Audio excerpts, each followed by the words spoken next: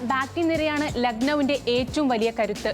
Aiden Markram, Mitchell Marsh, Josh Inglis, നായകൻ Rishabh Pant, Nicholas Pooran എന്നിവരടങ്ങുന്ന top order ഏത് bowling നിരയെയും തകർക്കാൻ കെൽപ്പുള്ളതാണ്.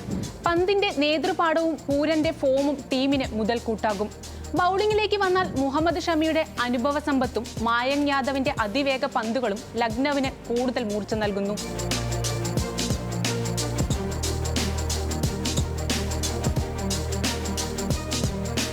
എന്നാൽ ഈ കരുത്തറ്റ നിരക്കിടയിലും ചില ആശങ്കകൾ ലക്നൌവിനെ അലട്ടുന്നുണ്ട്. ഡേവിഡ് മില്ലറെ ഒഴിവാക്കിയതോടെ ഒരു സ്പെഷ്യലിസ്റ്റ് ഫിനിഷറുടെ അഭാവം ടീമിലുണ്ട്. ആയുഷ് ബദോനി, അബ്ദുൾ സമദ് എന്നിവർക്ക് ഈ റോൾ എത്രത്തോളം ഭംഗിയായി കൈകാര്യം ചെയ്യാൻ സാധിക്കുമെന്നത് കണ്ടറിയണം. സ്പിൻ വിഭാഗം താരതമ്യേന ദുർബലമാണെന്നതും പരിക്ക് സാധ്യതയുള്ള താരങ്ങൾ ടീമിലുണ്ട് എന്നതും ലക്നൌവിന് വെല്ലുവിളിയാണ്. വാനിന്ദു ഹസരംഗയുടെ വരവ് ടീമിന് വലിയ ബാലൻസ് നൽകുന്നുണ്ട്. തുടക്കം മുതൽ ആധിപത്യം പുലർത്താൻ സാധിച്ചാൽ ഇക്കുറി ലക്നൌവിന് തങ്ങളുടെ കന്നി കിരീടത്തിലേക്ക് ദൂരമേറെ ഉണ്ടാകില്ല. ഋഷഭ് പന്തിന് കീഴിൽ ലക്നൌവിന്റെ ബോൾഡ് ആൻഡ് ഡേഞ്ചറസ് സംഘം കിരീടമുയർത്തുമോ എന്ന് കാത്തിരുന്നു കാണാം.